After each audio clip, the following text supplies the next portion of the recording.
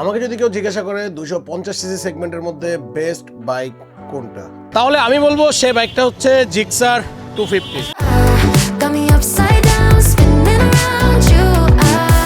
আজকে আমি আপনাদেরকে এমন অনেকগুলো কারণ বলবো যে কারণে আপনারাও এই জিক্সার 250 বাইকটা চয়েস করতে পারেন। বাইকটা ভালো লাগার প্রথম কারণ হচ্ছে বাইকটাতে হিউজ পরিমাণ পাওয়ার দেওয়া হয়েছে। বাইকটা ম্যাক্সিমাম 26.14 বিএসপি পাওয়ার উৎপন্ন করতে পারে এবং বাইকটি 22.20 নিউটন মিটার টর্ক উৎপন্ন করতে সক্ষম। এরপরে আমার কাছে সবথেকে বেশি ভালো লাগে বাইকটার লুকস।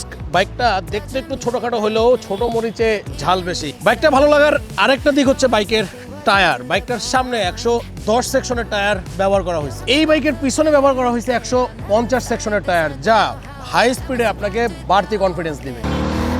বাইকটাতে টান মারলে শরীরের মধ্যে একটা কারেন্ট খেলে, কারণ এই বাইকের যে পরিমাণ টর্ক বিএসপি দেওয়া হয়েছে বাইকের হিসাবে সেই বাইকটার ওজন 156 কেজি, কিন্তু আপনি বাইক চালানোর সময় মোটেও ফিল করবেন না এটা একটা 156 কেজি ওজনের বাইক। প্রথম গিয়ারে এই বাইক দিয়ে মোচড় দিলে 30-এর উপরে উঠে যাচ্ছে। যেহেতু আগারগাঁও রোডে আছে এইখানে ওইভাবে টানাটানি করার কোনো সুযোগ নাই। তবে ভাই বিশ্বাস করেন এই গাড়ি যদি আপনি চালান তাহলে আপনার খালি টানতেই মন চাবে। আর সাথে এই গাড়ির ব্রেকিং তো আছেই, মানে সেরা বাইক সেরা ব্রেক।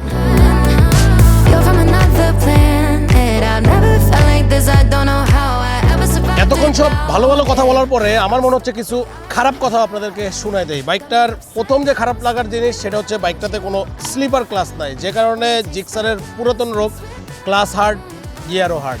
হায়ার সিসি বাইক সবাই তো একটু জোরে চালাবেন, কিন্তু জোরে চালানোর পাশাপাশি নিজের কোমরের দিকেও একটু খেয়াল রাখেন, কারণ এই বাইকের সাসপেনশন কিন্তু ভালোই হার্ড।